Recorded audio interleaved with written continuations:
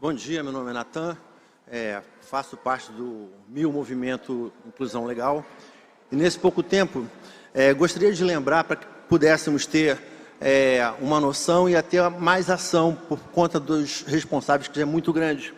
Lembrando que na primeira gestão de Eduardo Paes, ele tentou fechar da noite para o dia as classes especiais, e aí surgiram vários movimentos, inclusive o MIL, para tentar parar com isso, já mostrando ali que não havia respeito e nem diálogo.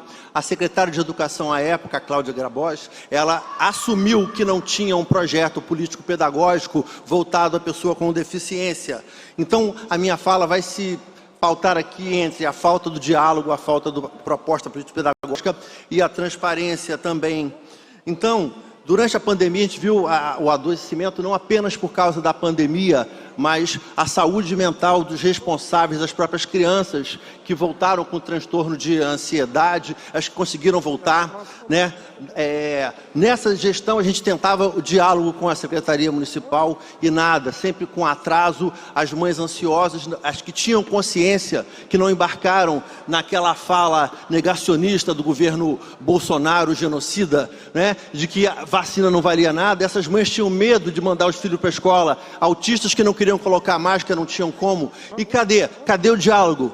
Nada. E no momento de caos total e a gente buscando diálogo, simplesmente manda um assessor para dizer que é um curioso do assunto e que queria aprender com a gente. Não mandaram ninguém com expertise, com diálogo da estrutura junto com a saúde, seja lá com quem mais fosse, para poder trazer um resultado.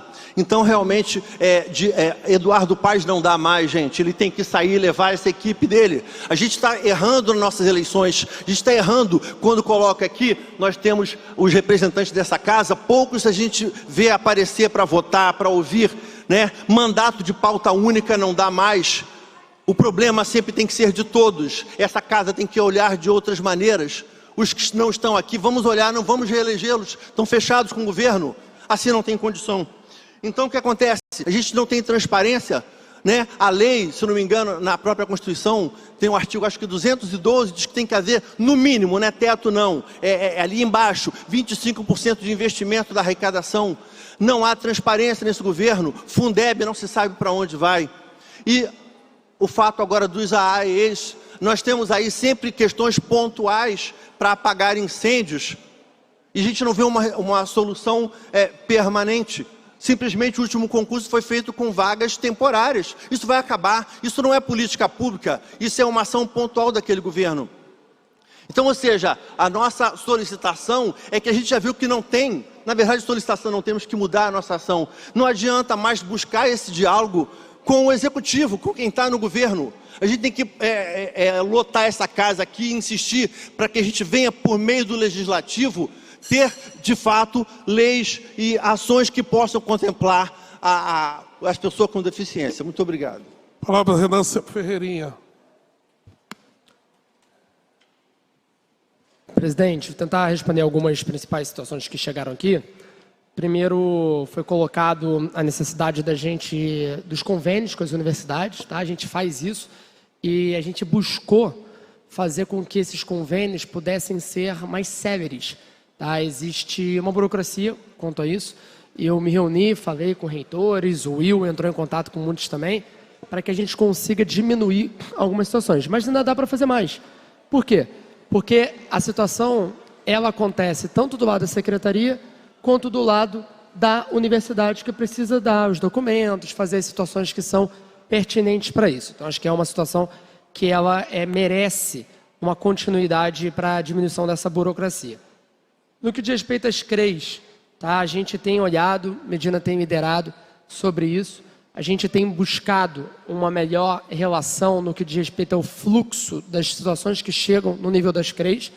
Isso passa aqui exatamente no que eu falei da necessidade de capacitação, para que a capacitação aconteça também no nível administrativo, para que as pessoas que estão nesse nível possam ter condições e uma preparação necessária para fazer o melhor atendimento que deve ser e que a gente consiga, de fato, mudar uma realidade que, infelizmente, ainda acontece em algumas partes da cidade.